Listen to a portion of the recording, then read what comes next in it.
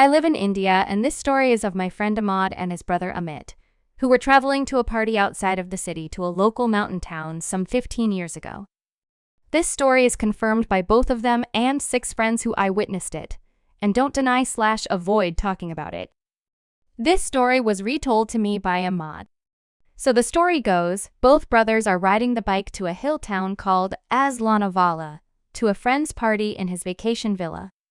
Amit is the rider and Amodh rides pillion. Amodh is the younger and must have been 14-15, Amit the older at 17-18 max. They start from the relative ease of the city at night. Keep in mind Amodh had said they could take their car, but seemed that day the bike was preferred by both. The city roads end after 30 miles of riding, and then the dark highways start, which go all the way to the hill town.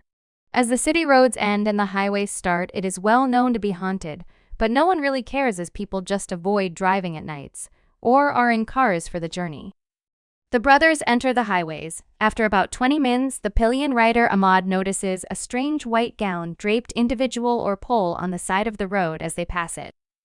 They move forward, and in 5 minutes Amodh sees it again and again. The 4th time he asks his older brother if he sees something similar. Amit doesn't say anything. Amodh sees it again and asks one more time. To which Amit says whatever happens, don't look at it again. Amodh, for everyone to know, has been a tough kid right from a young age. He was scared shitless, and Amit has said this is the only time he cried. Amodh has now buried himself in Amit's back. But after some time he manages to peek out and sees the white gown as a lady figure keeping up with the bike. It's a 100cc work bike, but still managed a 100 kemph. Amodh looks at the whole figure. The legs are not touching the ground and are facing the opposite direction of how the body is facing. Amodh screams, "Dayan, Dayan!" Which in Hindi. Witches in Indian folklore are known to walk with feet in the opposite directions. Amit speeds up and doesn't stop for anything. They continue for another hour at the same speed. Continuous speeding had heated up the bike, and they come to a halt near a roadside food vendor. While it's still dark. Food stall is the only limited light source. They decide to wait for the bike to cool and have tea to freshen up and forget what happened. The food vendor asks if they are all right and what is with the blood. But then he sees both of them once Amit also becomes visible in the dim light and gets scared himself and doesn't ask anything more. They drink tea and hear the nearby bushes move vigorously. Unlike a wind blow, only a part of the bush moves, but very unnaturally. They decide to pay the guy and just reach the place.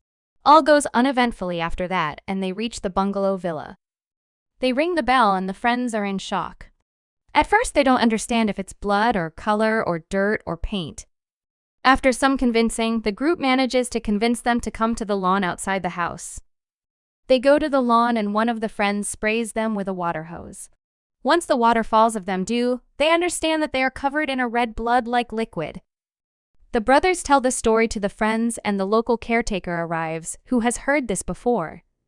He tells them to weigh themselves, and especially Amit, who seems physically tired. Defying logic, Amit had gained 15 kilos. Amodh weighs okay. There is a saying that witches hitch a ride on a person's shoulder for some reason. The story told to me ends here. But after this, it seemed like Amodh was also more prone to such phenomenon.